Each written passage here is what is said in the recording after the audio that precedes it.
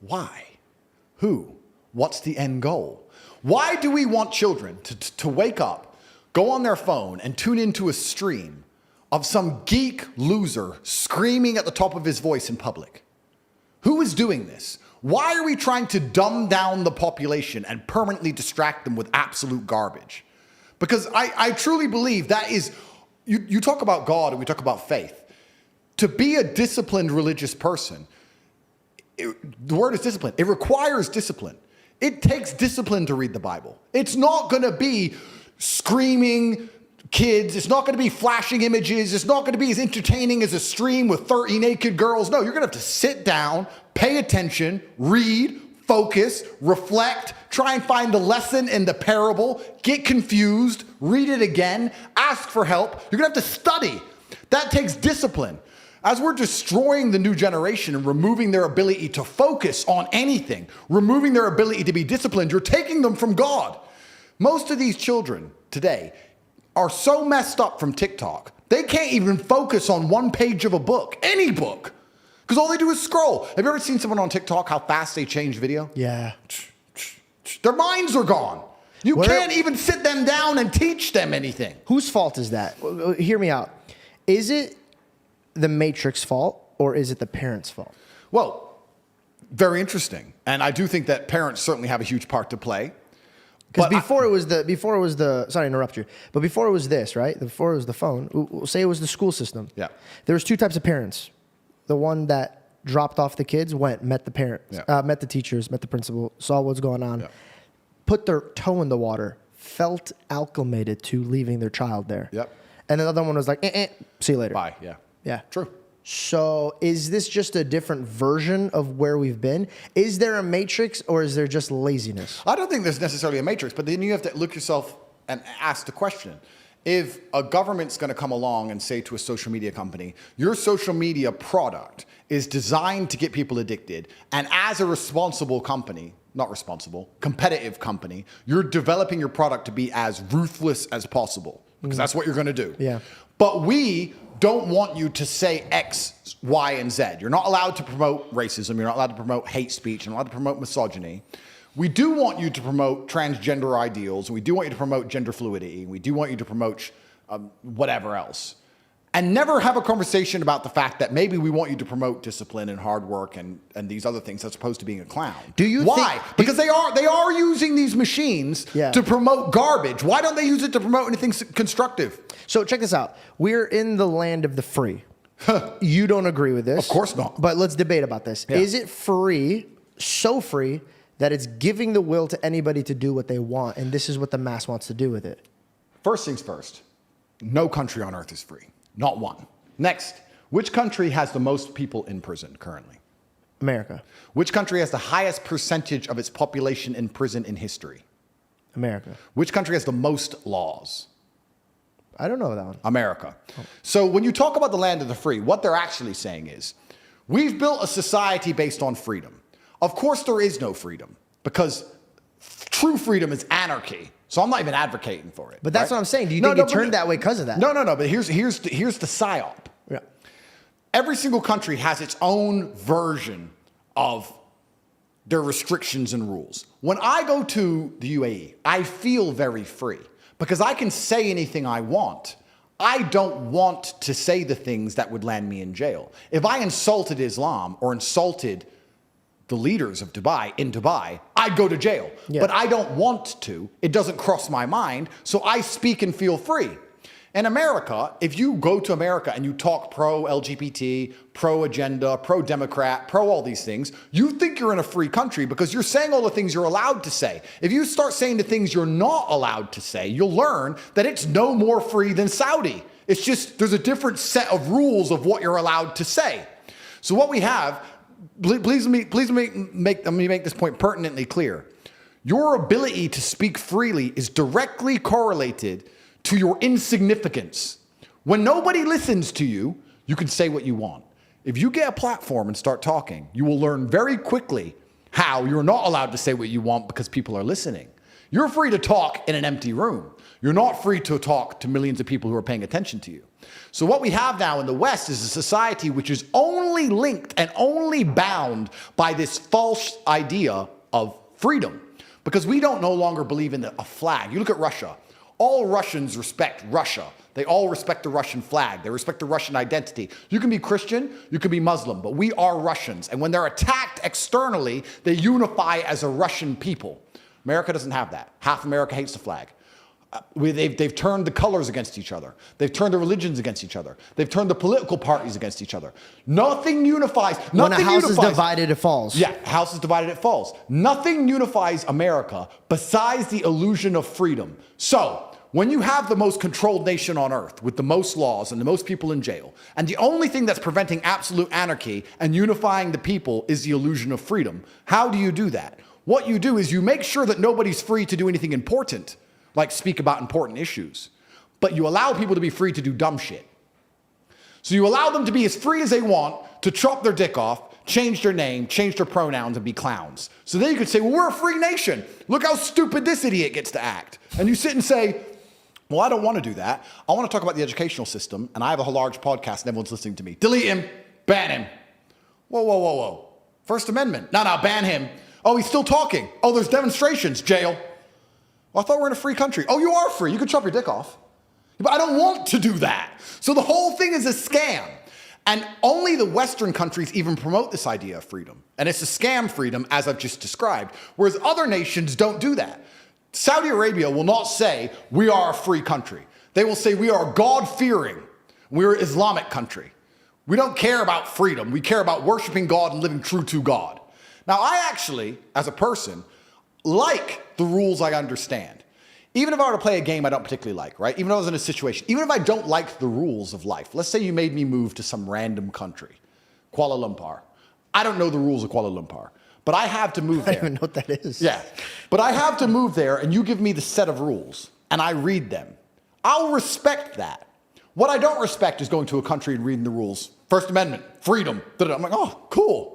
And they get you. It's a mirage. It's a mirage. So at least in other nations, you know the rules. You wouldn't go to Moscow walking around with a fuck Putin t-shirt. No. No, what? See, you know the rules. Yeah. So that's the biggest illusion that's going on. So when you're talking about we have so much freedom, absolutely and utterly not, sir. I will disagree with you on that point. There's no freedom at all. In fact, there's less freedom than there is in other places, and you don't even know what you're free to do anymore.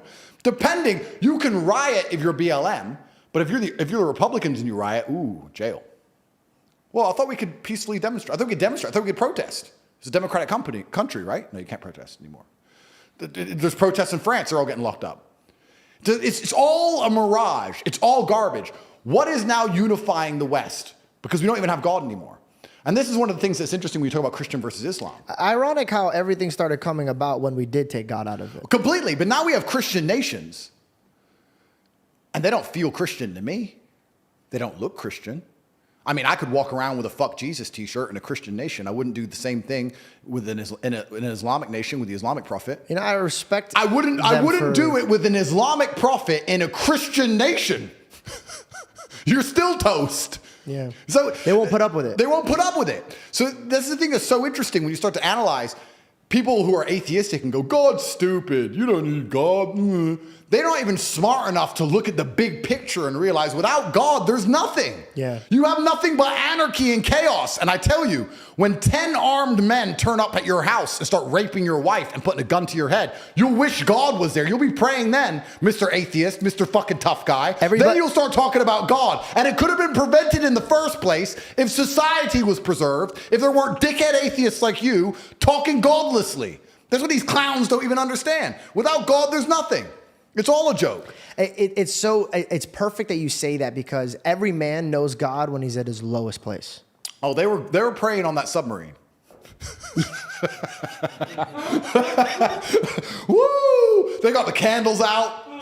They had the little picture of Jesus. It's like, who's got a picture of Jesus? Well, Anyone got a picture of Jesus? Ah, shit. Oh my God, that was so. You catch me with the left, bro. You catch me sometimes. They were praying, sir. I forgot. Here it is. That was great. I think this is the thing that people don't understand. And mind you, this is just me for reflecting. Tell me I'm wrong. Yeah. I want you to tell me if I'm wrong. Yeah. I believe every man, woman, baby, child, anybody, we're all designed to worship. Yep. All of them. Yep. Now, you could say, I don't believe in God. Buddy, that's your faith. Yep. You don't believe in God. That's your faith. Yep. So you worship it. You don't worship a God, but you worship yourself. Yep.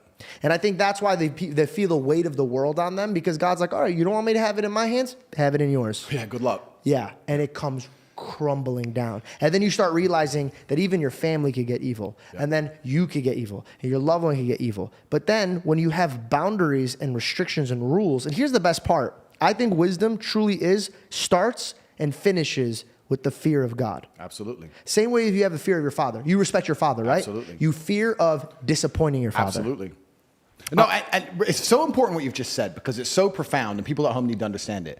All humans are meant to worship, and this is true. The godless, atheistic, left-wing psychos worship the pride flag and abortion. Watch them. Look at them. They worship it. They go, they turn up, they scream its name, they try and promote it, they worship it. Or you have famous men who will worship fame, or worship their girlfriend, worship their wife. If you believe in God, you're not going to worship your wife. You're going to respect your wife. You're going to do your very best to do good by her. But you worship God. You're not going to allow a woman to trounce all over you. You're like, no, sorry, we live godless. We live within certain boundaries within this house, and we're a religious household, and you're not going to do that. Otherwise, we're not going to be together anymore. This is how it works. We're a religious household. Yep. But everybody worships something. Yeah. By talking about being an atheist, you think you're just showing the world how smart you are and that nothing's above you, but it's absolutely not the opposite. Now you're showing that dumb shit's above you. You're worshiping fame, you're worshiping clicks, likes, money, some other person, some human. It's garbage. It's crazy to me that, I talk about OnlyFans girls, and no disrespect to them. And the reason why I have no disrespect to them is because I believe that I was blessed with a home that teaches me about making decisions for my future. Yeah. And I can't point my finger at a female or a man who's making decisions that they didn't have loved ones to tell them, like, hey, don't just plan for right now. We got to plan for your future. Yep. Everything starts in the home. Yep. And if you notice, 90 or so crazy percent of people that are in prison, they don't have a father. Yeah. And there's a lot of situations that stem from not having a good example in your life. Agreed. So let's circle back to the home, right? We can't control the government. We can't control the matrix. We can't control the schools. Yeah.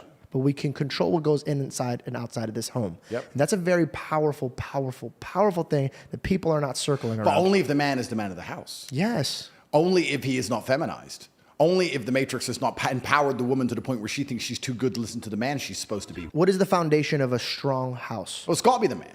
Okay. But it's the family unit. Men and women are different, and they're supposed to work together and do different roles to come together and combine and become the most powerful force. If you destroy the roles, if they no longer combine, if they no longer fit together, everything's broken, which is what's happened in the West now. I actually find it fascinating. And that's why I'm called a misogynist, by the way. I'm called a misogynist for saying there should be a man of the house. Because they're mistaking leadership with higher value. They're mistaking leadership with detriment, and they're mistaking leadership with oppression. And it's such a psyop that they're doing, because they're coming along and saying to women, any man who says he's responsible for you and tries to guide you is oppressing you. And that's absolutely not the case. In fact, if you look at history, most of the time it was the father who guided the daughter until the daughter got married and then her husband guided her. Yep. That's how it's always been. There's nothing wrong with that. And women come along and say, we don't need no men's guidance. We'll make our own decisions. Okay, that's fine. Well, let's look at the decisions you're making. Let's actually look at Western society, and let's look at these women without fathers, and let's look at these women who don't listen to no man. What decisions are they making? Are they good for them? Are they good for society? Are they good for anybody? I said something that got me in a lot of trouble a long time ago, and I'm going to say it again. I said, please. I'm not good at learning my lessons. What did I say about driving until you hit the tree?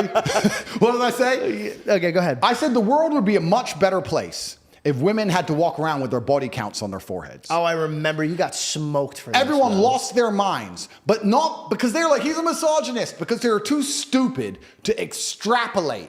Because I say something abrasively to shock people, and the intelligent ones will look at what I say and extrapolate the lessons from it. Like we talk about the Bible. You read the parable, but you have to sit down and analyze what it actually means. Yeah. What I'm talking about is female promiscuity. If women had to be far more careful and more selective with who they slept with, this would inspire masculine excellence now. You can't be a loser with a little bit of weed and get a chick over the house. You have to be a better version of a man. You have to be the kind of man who can provide for her if she gets pregnant, for her to even consider sleeping with you, because that number is going to go up and she's going to be judged for it.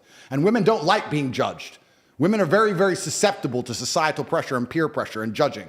Same with men. Same with men, but women even more. Because men are not going to want to be with a girl who has 468 numbers. 100%. So now men are like, I want a low number. She doesn't want to add to her number. I better be better. I better be better. Now when someone gets together, they're going to stay together. They don't want to mess up their numbers, right? They're going to stay together. They're going to stay together as a family. They're going to be more prepared to sit, talk through things, work things out. No longer divorce anymore. The church holds this. Islam holds this. Absolutely. Because in Islam and in Christianity, when you go to church or you go to the temple, right? What are the main thing that they fear is God, but they also fear how other people are looking at them. 100%. When my mom used to come to church and go, hey, don't embarrass me around these people. 100%. So I had to behave. I'm like, all right, I don't want to represent my family the wrong way. Completely. Peer pressure can go positively as well as negatively. So when I said this, I got attacked for being a misogynist, but no one understood what I'm actually talking about is couples coming together, working together, masculine excellence, and removing promiscuity from society so that you get to a point where a lot of problems are fixed. What did you just say about prisons and fatherless homes? Wouldn't having that number on a woman's head fix the fatherless homes? Now we fix the prison population. You can extrapolate this out towards fixing the entire society. But I make the point and nobody listens to what I say. They just lose their minds because they're emotional. But it's, but it is. No, that's really funny. But it's amazing how you can extract out from that one point I made. But you could have made the same point in a loving way. I could have. That's what I'm saying, bro. So then we have to ask why I don't. Yeah, that's the thing, bro. Because I think that's your next journey. Because I think this is what happened. You knew step one was to get famous, and the only way to get famous is to piss people off. I did pretty good. You did a fantastic job. Thank you, sir. Okay, your next season now is to group in the rest of the sheep. Yeah, of course. And I say sheep in a good way. Trust me, it's a biblical term. I think right now you need to win the hearts of some females that disregard you completely. Because I had this conversation with my girlfriend, and my girlfriend's like, hey, listen, he says this, he says that. I go, okay.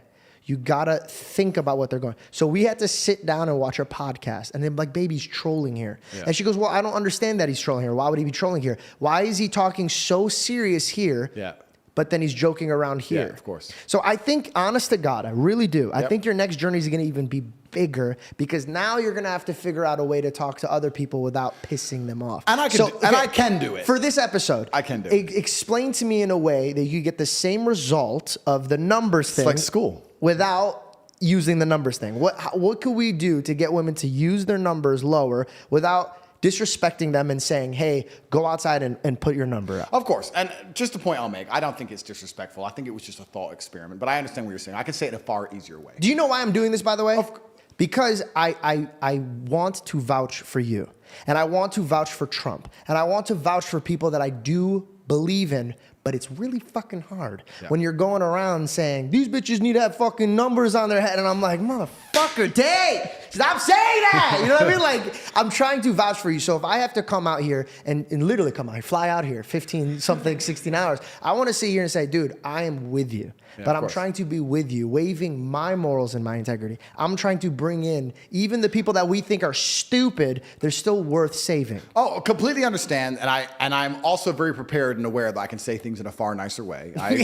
I agree with you. It's not accidental. I am aware of it. You already achieved what you needed to achieve. Yeah. And that's why I said it's something I said a long time ago. But I was just explaining the point behind it. But it's a strong message, so how do we get that message out without pissing them off? Oh, that's easy. I mean, I think when you tell a woman, but you know what's interesting? It's really interesting, and I want to make this point. There is a very vocal minority, especially on the internet, of feminists and left-wing psychos. I'm telling you, if I say to a woman, being promiscuous is disgusting, 95% of women go, yes. It's only these 5% of idiots you see going, I can do whatever I want. I'll sleep with 100 guys if I want. And then we sit and go, all women think that way. Women are not actually as broken as society is showing them to be on the internet, thank God. They're not that bad. Because trust me, most women know that. In fact, women know that so intrinsically in their hearts. If you see a woman insult another woman, what does she call her? A whore. Slag. It's the first word out of her mouth. You just slut. It's the first thing women do, because women know that's how you insult a woman. So even the bad women who run around having arguments with other women, who are promiscuous themselves, use promiscuity as an insult. So most of the world actually understands this. It's only the Western world which has this very broken vocal minority. And these people always come to terms and learn that they were wrong as they were older. It's just unfortunate they have to learn the hardest possible way. I don't think there's any woman out there who slept with 100 guys who's happy she's done it. It's sad. She got psyoped by society. She probably had no dad at home, no masculine role model. No one guided her. She got psyoped by society into thinking that having sex with men is somehow going to be empowering. And she's woke up one day and looked in the mirror and she hates herself. I feel sad for her. I was at a party once at my friend's house, and they always make fun of me for this, but it was a very learning curve for me. Yep. I'm sitting there, and all my friends are having fun, and I'm noticing that this girl's behavior is trying to impress the men that's around her. Yep. And she starts trying to do drugs. And I looked at her and I go, sweetheart. And by the way, that's dangerous, right? Calling a girl sweetheart now is very dangerous. Yeah. And it never comes, like my father, I have to tell him chill because he'll be like, sweetheart, honey. And I'm like, yo, chill. You can't say that shit no more. And it's so heartbreaking because my father looks at them like their daughter. Yeah. You know, and so just know if I did say sweetheart, I was looking at it from the eyes of my own father. So I go, sweetheart, you don't have to do that. Yep. And she lost her fucking mind on me. And she started freaking out. And everybody's like, yo, you can't say that, blah, blah, blah, this and that, right? Okay. She freaks out, leaves, and she says something that broke my heart. The man was like, listen, you got to go. You're freaking out. You're causing a problem. They're not going to kick me out, right? Yeah. They're not going to kick me out. Yeah. But they're going to kick her out. And the thing she says, she goes, no, it's fine. I'll suck your dick. So right there, I realized that she was put in positions to realize that that's her way out. Yeah. That's her value she can offer. Broke me. Okay. The next day, I asked the gentleman, I go, hey, man, what happened to that girl? He goes, dude, I'm going to be honest with you. I haven't heard from her, and I'm trying to hear from her. I'm freaking out. So my heart drops. I go, hey, if that girl killed herself, I'm going to really, it's going to take me a lot to get out of that. Yep. Because I'm going to know that weight was on me. Of course. And then I start going back. Should I have pulled her aside? Should I have done this and that? Finds out she put herself in rehab. It took one person to question what she was doing for her to question what she was doing. If you feel like somebody you love or your neighbor is doing something that you know in your heart, hey, man, like you don't need to be doing that. We've been put in positions to be like, don't be that guy. But be that guy. Because you have no idea how catastrophic her life could go off on if you just asked her one fucking question. That's right. Hey, man, what are you doing? You don't need to do that. Peer pressure can work positively also. That's why I circled back to that. And it's actually very interesting because when somebody knows you're right and they know they have a problem or they know they've been wrong, they usually react with anger. That's why she got so angry. Because she knew you were right. She was defensive.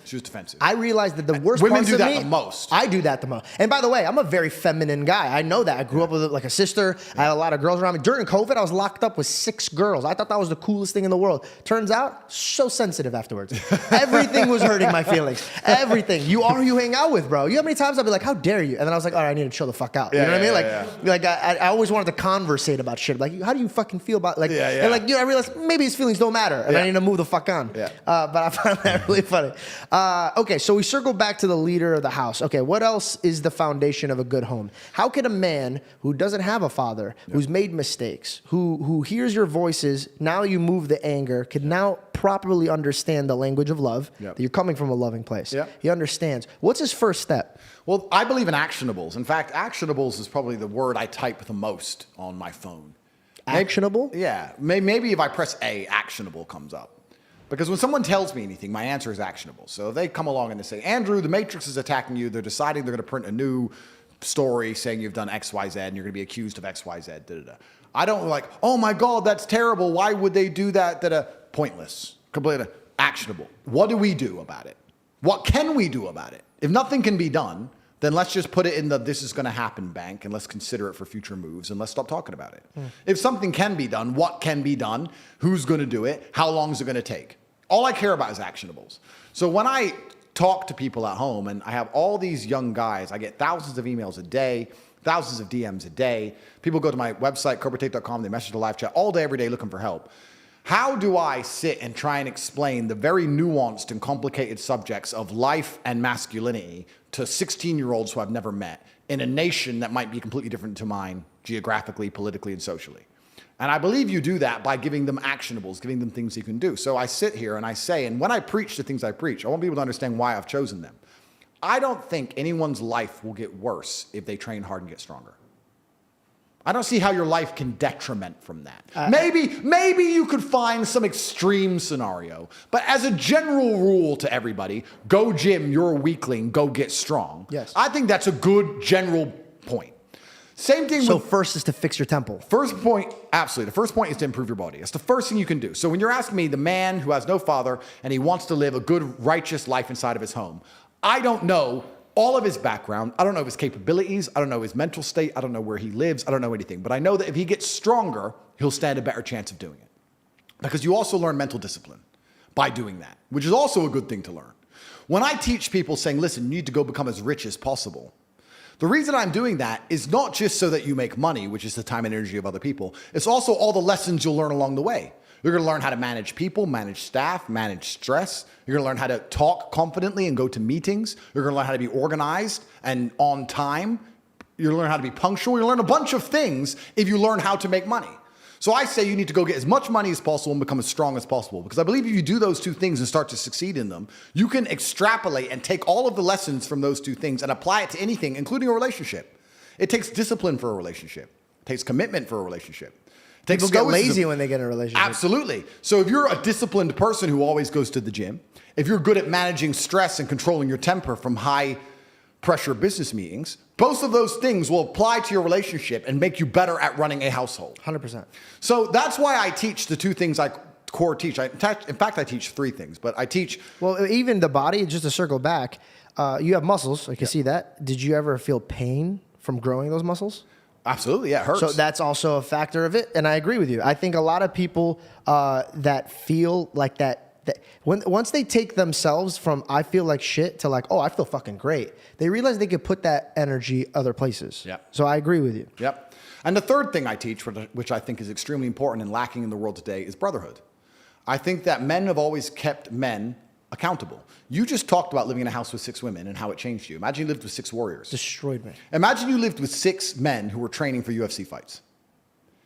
Imagine the men. Dude, no, so this happened. I swear to you, this happened. I told God, I go, God, I reflected. This is a problem. Randomly, one of my friends from Chicago, this motherfucker is deep in the ghetto of Chicago. Yeah. So when I mean a man, like you look at, he's 6'5", you look at him the wrong way, he'll eat you. Yeah. The energy he has is, I'm going to get it done. My word's my word. Yeah. And I'm going to be at the gym at this time. I'm going to be there, blah, blah, blah. He came in the gym. Guess what? I can't miss gym no more. That's right. Why? What the fuck's wrong with you? That's right. I was up at 6. You slept until 12. You can't go to the fucking gym. And now I'm sitting here being like, yeah, he's fucking right. I probably should be in the gym. Yeah. So it does push me. Yeah. You know what we need? We need, I love when I play. I'm sorry, I'm losing the word. Yeah. But when competitiveness. Yep. I love being competitive. Absolutely. I love being competitive. Masculine accountability. And you know what else is with men? Because men are different than women. You talked about how you lived with women. They were all talking about feelings, etc. You know what's a fantastic motivator for men? Shame. I'm telling you now, it works. Shame. If I'm around my house and someone was getting fat and all of us were to go, you're a fat fuck. What are you eating that for? I guarantee they'd train. Shame works with men. And you talk about this, and this is the reason I promote brotherhood. The reason I am the man I am is not just because I'm so fantastic. It's because I, even now, to this day, live with 6 men. I live with my fight coach. I live with my brother. I live with some of my old friends I've had for 20 years. We live in this big-ass compound, this huge house. If I wake up and my brother's been training an hour and a half, I feel so annoyed and angry and guilty that I have to go and beat him now. So that competitiveness keeps us constantly at edge. People say me and Tristan are best friends and our brotherhood is fantastic, but it is based on competitiveness. But we don't compete against each other. We compete to prove to each other we're a good teammate in the battle against the Matrix. How do you get there? Because I've seen a lot of men get torn up by that. Yeah. So how do you get to a healthy way where we're competitive, but it's not going to destroy our relationship? Well, you have to understand that there's enough outside enemies. You have to put your ego aside and say, look, there's enough people who already want me dead. We're the same blood. Can't we at least unite against all the people who want me dead? I want you. I'm in competition with you, Tristan. I want to beat you to prove to you I'm a fantastic teammate to you, as opposed to I want to beat you because I don't like you. And it's a different mentality. And we'll sit there, and my brother and I are in constant, endless competition, but it keeps us sharp. So masculine competition is super important, which is why it's the third thing I teach, which is brotherhood. You are the sum of the 5 people you spend the most time with. If you find some guys who have their game right, your game's going to get straight. It's as simple as that. And I think if you take any man on the planet in any situation, in any scenario, and you tell him to become as strong as possible because of all the lessons he's going to learn, become as rich as possible because of all the lessons he's going to learn, plus obviously being strong and rich are benefits, plus find a network of brotherhood of men who are accountable to themselves And by extension, accountable to you. If you're accountable to yourself as a man, you're also accountable for your friends. I don't want loser friends. I don't want dickhead friends. If I had a guy I really liked and he started being a dickhead, I'd try very hard to fix him. And if I couldn't fix him, I wouldn't be his friend anymore. I'd say, stop that. We don't do that. Why are you doing that? What are you crying about again? Why are you acting that way? Come on, let's go train. I don't want to train. But we always train. Come on, let's go. And then after a while, I'd be like, he doesn't train anymore. Get him out. Bye. Go get eaten by wolves. That's the unfortunate reality of the world, because I'm just some of the 5 people I spend the most time with. I don't want to wake up one day feeling terrible and going, but he's missing the day and I might miss the day. His poison will get in my brain. I have to resist it. So if you get a brotherhood, masculine brotherhood, and you're accountable for yourself and for them, you're going to be able to do nearly anything. I've conquered the whole world with those 3 things. All I do is train as hard as possible, try and make as much money as possible, and I have men around me doing the same thing. You train every day? Every single day, 7 days a week. You don't give yourself a rest? 0. I don't believe in rest. Explain that. I rest when I'm asleep. I rest when I'm sleeping. Okay, you explained it. Thank Yeah, you there you go. that was so fucking quick. I didn't even like. He's sharp, dude. He knew this. Asleep, and there's gonna be some dork who's gonna watch this. Some nerd who's gonna sit there and say your muscles grow when you rest. Da, da, da. I train because I don't want to train. I don't train because I care about getting the biggest possible muscles. I'm on 0 steroids. I'm on 0 drugs. I don't take protein. I don't take creatine. Nothing. I eat steak and airheads and smoke cigars. But I train every day because I don't want to, because it hurts. I train to teach myself a lesson, to punish myself. Because if I wake up and the first thing I have to do is 2 hours of exercise I don't want to do, by the time it's done, I don't feel happy. I'm proud of myself. Thank God that's over. Do you wake up early or no? Not really. I wake up, I 9, 10. I stay awake till like 3 or 4. I don't sleep that much. Because I sleep very late. Yeah. I'm gonna be vulnerable. I'm gonna give you my problems and see, like, just beat me to death with them and figure out Ready? a way out. All right, let me sit up straight. Okay. I took on accountability, right, for those other things that I was dealing with. Made me gain weight, depressed, couldn't. I had a problem saying no, and I had a problem walking away from people that I love. Yep. Handled that. Right now, there's this thing on my table. It's called marijuana. Okay. I'm addicted. I have an addictive personality, but I use it to my advantage, because if I'm addicted to something and nobody else can tell, I've never had a problem with it because I've never had something that was bad for me. Because everything that I've ever wanted was good for me, and that's good to carry me through those days that I don't want to do it because I'm addicted to it. So I'm just like hammering it out. Marijuana for me is my break, because my brain just goes off. So at night I like to unwind and smoke a little bit. I'm scared that it took over my life where I can't even, like, if I go one day without it, I have gone a few days without it because I can't even smoke here, and it doesn't affect me anymore that way. But my dad said this. He goes, you have a problem with moderation. Should I just give it up completely, marijuana completely, just go through the bitch of it, get rid of it, or should I teach myself moderation with it? Well, then because I also don't have any, like, I don't drink. I don't go to clubs. I never even liked going to clubs when I was single. It just doesn't entertain me. I don't have, like, an outlet. I don't even smoke cigars, but I'm opening up a cigar lounge with my dad in Arizona. Shout out 24th Street, a cigar lounge. That's actually pretty cool. But I don't even fucking smoke. I did it to honor my dad. It's me and my dad's thing. Okay, smoking's the only thing where I can hang back and just fucking chill, dude. Should I feel guilty about this? Should I get rid of it? How do you feel about it? It's an interesting question, but then you have to analyze what you're doing it for, because even the reason you just described to me would put me off doing it, because we're obviously different people, but you said it stops your brain working at 1,000 miles an hour. That's a gift. Why would you want to turn your brain off? Think of all the thoughts you haven't had. Think of all the things you haven't done that you could have done. Why do you want to relax and chill so badly? Why don't you want your brain working at optimum efficiency all the time? Why don't you read the dictionary? Learn another language. Why don't you start another business? Why do you want to chill? That's the first thing. You don't chill, dude? Never. So that's the first thing you have to do is analyze. First thing you analyze is... You don't chill before bed? Never.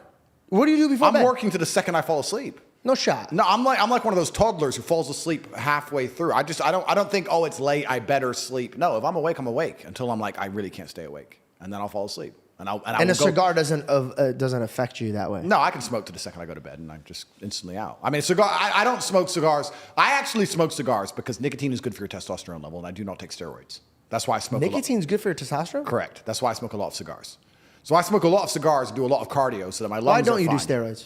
I don't do steroids because I've never done them in my entire life. I was drug tested throughout my whole career, and I'm now 36, and I don't do them, and my testosterone level is still huge. It's still very high. It's at that absolute upper limit of the natural So you just don't need it? So I don't need it. But if you needed it, would you be pro for it or not? I mean, maybe if I get old, which is testosterone replacement therapy, but I've never taken drugs, and I don't like people who take steroids, and I'll tell you why. It annoys me because I look like a much bigger monster if everyone else wasn't on steroids.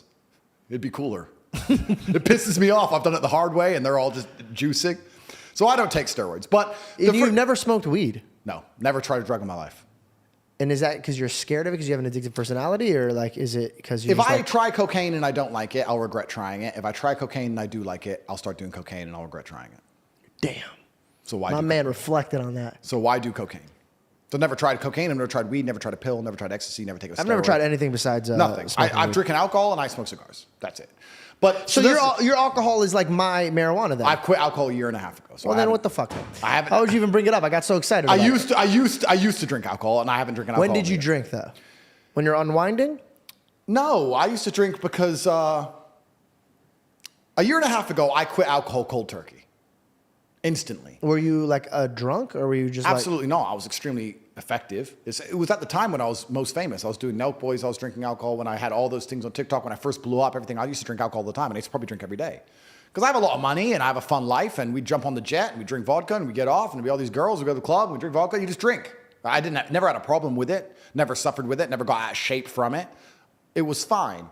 And then I decided I'm going to live many different versions of reality, and I've spent a year now partying basically every day, and it's been great, but now I want to live a sober life and see what happens. So I just instantly quit. I blinked and cured my brain. I could quit smoking instantly if I decided. I could blink and cure my brain. Okay. I could just do this. So but to answer your question, which you initially asked, the first thing is, what you've told me marijuana does for you, I don't understand why you want it. Because here's the thing, I want to unwind. It is my time to unwind. So for example, if I'm playing Unwind when you're asleep.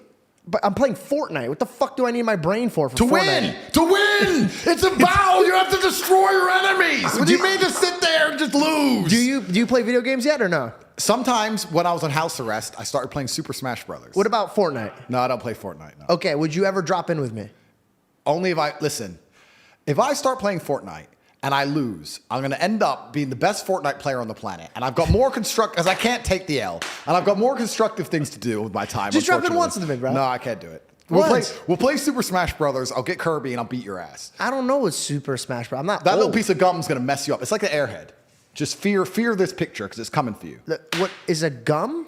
You don't know what Kirby is? No. Bro, you're smoking too much weed. Well, anyway, what weed does for you, I don't know why you want it. That's the first thing. Second thing I'll say is this. I don't know whether you should quit or not.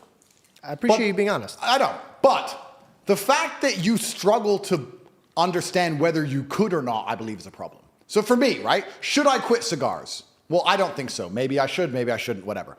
But I know I could without a single drop of hesitancy. I could instantly quit.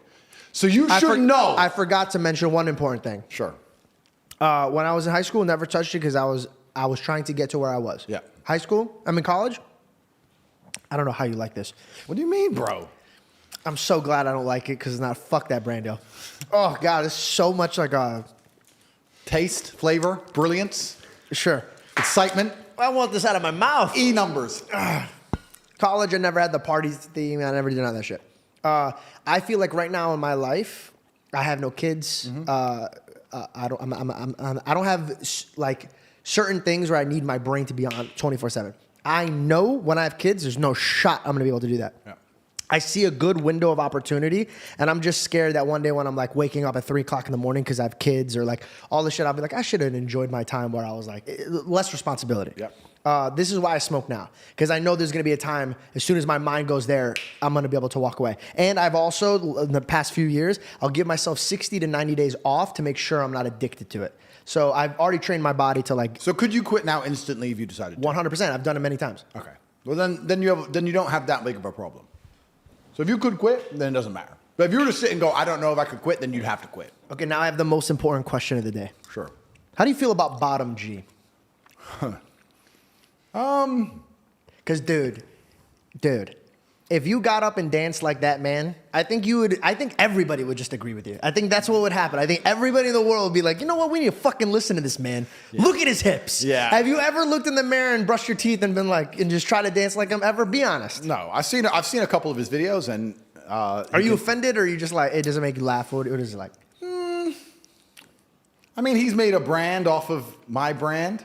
Dude, it's so funny, bro. When It is funny. I mean, he can dance. Mm-hmm. Congratulations to the guy. I have nothing against the guy. I mean, he can dance, and he bought a nice jacket like mine. I mean, I hope he does well. I had to ask that. I'm so sorry. No I was literally writing like the dumbest question. I wrote some questions that are just, when I mean seriously stupid. All right, I'm ready. Because I was like, I have to ask some fun questions. And I literally labeled them fun questions. Sure. And I just want to get through that. Let's do it. And then we can jump back into the deep ones. Let's do it. Okay. The first one was, how do you feel about bottom G? You answered that. Thank you for answering that. No problem. Okay. I already asked that one. Actually, it was the Sneeko and the Zerka. That was actually part of my fun questions. Okay. Okay. 2 brothers, 1 cage. Jake Logan, you Tristan. Who comes out alive? You know what? I'm trying so hard to not start internet beefs. I'm really trying not to. You could say Jake and Logan, man. Bro, Don't worry about it. No, I can't lie. Bro, I'm going through life. I'm trying to live peaceful now. I've got Fed agents in my house. Matrix is after me. I'm just trying to live peaceful. But of course, I have absolute faith in myself and my brother, and I know what we've been through, and I know the kind of men we are. Okay. I just had to ask, you know? I understand. Okay. Now, you're away on a long trip. Yep. And you have to leave your daughter with 3 people. Okay. Candace Owens, Patrick Bet-David, Donald Trump. Okay. Well, I'll choose Candace because she's a woman. I trust them all. That makes sense. I trust them all. Do you have a son? I have a lot of children. I don't say how many, but a lot. You just have a flock. Yeah. If I had a son, then it'd be if it was my son, it would be Patrick or Donald. Yeah. It'd be hard to choose. But you had to pick for the son. Then I'd pick Patrick because I think Patrick also has young sons, and it'd be good. I think it's good competition. He's a great father, bro. Yeah, and it'd be good for them all to be together and like wrestling and fighting and dude, boxing. Fuck man, he's mastered being a dad. Yeah. After our podcast, I went to his house, had dinner with him and his father. Yeah. Bro, I'm not for him and his family. Bro, I was like mesmerized, and I was so eager to have that life, dude. He has a great life, bro. No, there's nothing better in life than children. You'll never regret children, no matter. You can say, I don't feel ready. I don't know that. When they turn up, you'll be glad you did it. The only regret you'll have is that you didn't start earlier. Really? 100%. I'm starting to catch that fever, bro. Bro. I hate when people talk about their kids. Like, I don't give a fuck about your kids, bro. Yeah. Like, they get so excited talking about their kids, but lately I started That's why you gotta be like hear. me. See, I have no real, I don't talk to anybody, so I don't have any friends besides my guys who know me, and none of us talk about our kids. None of us, yeah. I agree with you. It's boring. Yeah, it's like, look at this picture. Like, fuck off. I barely want to talk to you, guys. Yeah. Get out of here. Yeah. So, okay, so you don't hang out with people, but you're always on this hunt to change and build yourself and build I have the same 5 people I'm with every day. What's your fun? What do you do for fun? But this is a question. So now let's look at this. Okay, let me ask you. Okay. What is fun? Fun is when you're... Tell me something fun. Something fun? I think this is fun. Except this is work. True. Okay. What's fun? Okay. Fun is when you're having a lot of joy and less work. But what if you have joy during your work? I do have joy when I work. So do I. I love working. All I do is work. And people say, what do you mean all you do is work? Because you enjoy what you're doing. There's nothing else to do anyway. The only time I'm not working is if I'm fighting, which you can still consider work because I consider it training.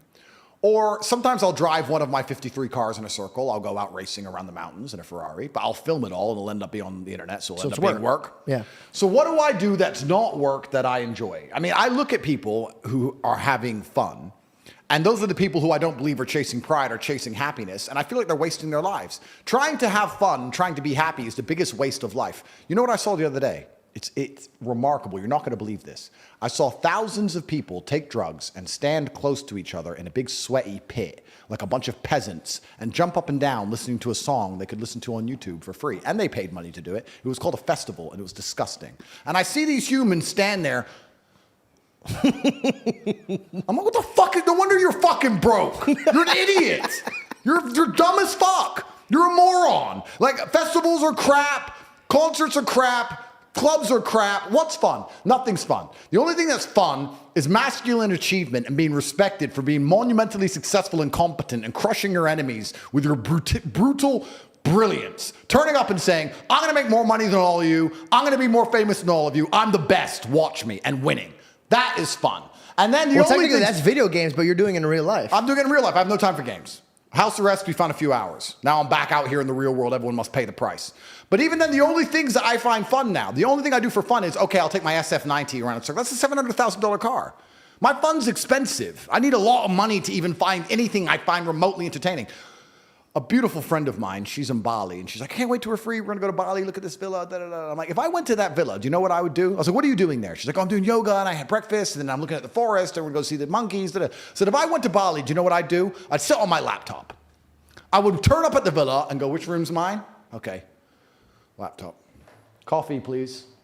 Coffee, laptop. It'd be the same as Romania in Bali. And when I go to Dubai, it's the same. That's what I do. I work. And I want to make this very clear to people because I find it amazing when people say they don't have motivation. I have people come to me and say, I want to get rich. I don't have motivation. I want to work harder. I said, how can you not have motivation to get rich when somebody like me with a head start like mine is still working 18-hour days every single day, 7 days a week without having a day off? I'm going to crush you. You don't stand a chance. I will beat you. And you're just going to sit there and perpetually lose because you can't find the motivation to crawl up out the mud and stay a bug until you end up in your 15-minute city getting your 17th injection like a dummy, like a useless eater. All I do is work. Nothing is fun. I don't have fun. I don't even understand sports. I don't understand the concept of fun. The only sport I ever did was beating the shit out of people. Is that fun? Why did you get into fighting? Because I was a chess player, and chess and fighting are remarkably similar. Very. You have to know what your next move is going to be countering his next move. And there's no luck. If you lose, you made a mistake. There's no such thing as a lucky punch. If I'm losing a fight, or if I'm beating some guy up, and he hits me with one shot and knocks me out, and people go, that's a lucky punch. He's trained his whole life to punch people in the face, and he punched me in the face. You call that lucky? I call that good. I think it was a very good punch. Excellent. Probably his best punch of his career. No such thing as lucky punches. Same thing with chess. If you also, lose, you left your guard down. Absolutely. It's my fault. Same thing with chess. Brutal self-accountability. If you lose, you made a mistake somewhere. How do you learn that? You have to go back, reflect. You have to watch the game back, play the game back. Where did I make the mistake? You don't blame your opponent. You blame yourself always in chess. It's self-accountability. So when I stopped playing professional chess, I decided to move over to fighting because they're very similar. It's one-on-one. It's not a team sport. So that's why I chose to fight. But I never considered fighting fun. I never took it as, ha, ha, ha, this is fun. I was out to hurt people, for real. So I can't think of what I do for fun or any fun I've ever had. I am, of course, human. I love sitting around with my boys and laughing. I don't think there's any higher experience for men than sitting around with your boys having a laugh and having a joke. I think that's as good as life gets. You can have $1 billion like me, or you can be at the bottom. But if you're with 5 people you truly love, your guys, and you've been with them and you trust them, and you're smoking a cigar or not, and you're sitting around telling stories and everyone's laughing, that's as good as life gets. It really is. At the top or the bottom. On jet or on the jet or homeless. In the trenches. It doesn't matter what. Yeah, on the jet, all you do is that, and Yeah. at the bottom, all you do is that. So that's as good as life gets anyway. So I'll consider that fun. I mean, I guess I do like road trips. I like to drive around Europe from Spain to France to Italy. Are you allowed to do that now? Not now. Last summer, we got a bunch of Ferraris together, 10 Ferraris, and we raced all across Europe, and that was fun. But we filmed it all, so it's still kind of work. But yeah, I don't even... But you put yourself in a position where all your fun could be work. Of course. But my point is, I don't understand or I don't fathom the concept of fun. I don't wake up and think, what can I do for fun? I don't wake up and think, what is fun? I want fun. That never crosses my mind. I wake up and think, I have things to do. And if I don't have things to do, I'll find things to do. You can always do more work. There's no such thing as no work to do. After this podcast is done, you can release it. And you can make X amounts of clips. That's going to be done. And then you could watch it back and you could analyze every word you've ever said and you could find a way to say it differently. You could look at a dictionary and find new words and you could learn them and you can memorize them all. Then you could sit down and you could rehearse it and use those words and sentences to make sure you pronounce them correctly and you don't make any mistakes. Then you could always do more work from the same thing. The work is never ending. The money is never ending. So you have to find joy in your work. You have to find purpose at least. I don't know if I even find joy in my work because I'm stressed and annoyed. I'm furious all the time. What do you mean we've made $1.3 million today? It's a joke. Flip the computer. But you have to conquer the earth. Why? Let's talk about this. Why did Genghis Khan wake up and think, you know what? What can I do for fun? Well, I can play this instrument. That shit. Play the instrument for me. Diddly-diddly-ding. Boring. Okay, let me fuck this girl. Fucked her. Let me fuck her. Oh, kid number 84. Boring. What's there to do? You know what, guys? Let's all get our horses and let's just ride over there and whatever we find, let's just take it. Why? Because it's the instinct to conquer. It's inside of a man. It's been dumbed down by the Matrix. They try and numb you. They numb you with entertainment. They try and put you in the festival crowd. They numb you with shit food. They numb you with depression, all this other garbage. But truthfully, if you're a man, you look in the mirror, what will make me happy? My empire will make me happy. That's why Alexander the Great did what he did, and Julius Caesar did what he did, and Genghis Khan did what he did. They didn't have Google Maps. They didn't know where they were going. They just said, no, we've decided we're going to go take shit from other people and show we're the best. And that's what we're doing now, the successful men at least, in a financial sense. Why am I making money? I have nothing to buy. There's nothing to buy. I have it all. I have 4 Kernan's eggs, a Rimac, a Bugatti, 53 other cars, 40 properties. There's nothing to buy. I'm just taking it from other people. I'm winning the game. I'm conquering. And that's what I think truly is going to give you purpose in life. It's just conquest. Men have always been this way. That's why war was even happening in the first place. The Mongols raided Vienna. How long does it take to ride from Ulaanbaatar, Mongolia, on a horse to Vienna, Austria, across all of Siberia? And they were still mad enough and bored enough to go, nah, we need that city over there. That's the masculine essence, and it's been numbed down inside of people. Do you think they were ever considering fun at any point during this conquest? Because I don't think they were. Well, do you think they were just trying to dominate others? I don't think it's about trying to dominate. I think that inside of every single man, there's a God-given. I think that the entire world was built by this God-given drive to conquer. And to conquer doesn't always mean dominate others. You can conquer the sky by building a skyscraper. You can conquer by building roads. You can conquer by construction, not only by destruction. You conquer by turning up to a new territory and having a beautiful family and creating children. I think that's inside of every single man. I think it's been dumbed down by the Matrix, but I'm uninterested in fun. I don't understand the concept of fun. Fun is for women and children.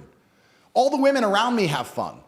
Last night, I went to a restaurant. My brother and I, 3 or 4 friends, maybe 25 of the most beautiful women you've ever seen in your life. We sit down at this table, all this fancy food comes, all these bottles of champagne come, everyone comes, the girls are laughing, drinking, everyone's having fun. Never at any point during the entire experience did I have any fun. I sat down on my phone, checked how much money I had, again, did some work, replied to important people, spoke to my fight coach about training and important things, spoke to the war room about important things in conquest, spoke to my legal team. Everyone around me is having fun. I'm getting things done. Looks like I'm having fun. But never did I ever for a second feel fun. And I didn't want to. I didn't try and join in the fun. I didn't try and go, yeah. No. I pay for it all. You all have fun. I'm going to do this. And I say this. I say this all the time to the people I care about. Your life is fun and my life is stress, but you are mine. That's how it works. You're my woman, so you're allowed to have fun. And my life is going to stay stressed, but you are mine. I have my fun via proxy by making sure everybody I love have fun. I don't want any fun. So you have fun in providing. I provide fun, but I don't have any fun. I don't even have fun in providing fun. It's just my obligation. Everyone around me has fun. I'm working. And I cannot explain to people at home. Does Tristan have the same mindset of this? Or does he like to have more fun? He likes to have a little bit more fun than I do. I can see that he looks a little bit happier. But it's not happy. This is the point. I want to make this very clear to the people at home. I don't want anyone at home to think that I'm unhappy or depressed or miserable from this. This is just how I view the world. I don't want to have fun. I don't know how else to say it. I don't look at fun and go, I'm missing out. I look at fun and going, I'm glad they're enjoying their fun. It's like food. Do you want this cake? No. Well, everyone else wants it. I'm glad they want the cake. Cake tastes good. That's great. But I don't want the cake. I want something else. I will provide the cake. I'm a baker. I can give you cake, but I don't want any. I don't think in the concept of fun. I don't enjoy fun ever. All I want to do is monumentally achieve endlessly. That's all I'm interested in. So we went to your past. We figured out why you were built like this. We talked about the dilemma and the obstacles that you've overcome. We talked about moving into the next season. What do you feel is your next season? And also, I don't know if this parlays, but the training, talking to your trainer, and your training as much as how I see Jake train for his fights. Why? Are you preparing for a legitimate fight? Are you wanting to go back into that? Or do you feel like the world fight's already big enough and you don't need to go back into the cage for that? Yeah, a lot of it depends on what happens with this Matrix attack in regards to fights, but I'm always ready, and I've always stayed ready. So I could fight tomorrow. I'm that ready. But I enjoy it, and I enjoy feeling ready. Even though the process is suffering, I enjoy to feel ready at all times, hence why I'm always training. In regards to what the next stage is, well, I have personal goals as well, outside of my internet goals and my career goals. And this is actually something very interesting I want to tie back into our earlier conversation when we were talking about monogamy and polyamory and all these other things. Because it's my goal to have as many children as possible. Is it so you could have your offsprings deliver your message, or because you just want kids? You want like mini disciples running around and being like, if you have you have an empire, you need heirs, right? Yep. If you have a large empire, you need a lot of heirs, right? Mm-hmm. So I want at least 25 children. So what do you think? Oh, you're trying to be Nick Cannon out here. Yeah. So what do you think from a religious perspective about someone who is destined on having as many children as possible, but obviously to do that, he would need more than one woman? Do you still think that's a sin? Ooh. Well, I think putting your needs above God's is a sin. So you need 25 kids.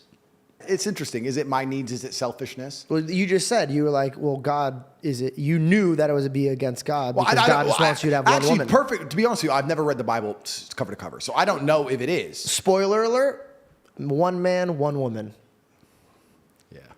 Sounds like a boring book. But you know why he does that? It's to preserve society. No, it's just to demonstrate your relationship with him.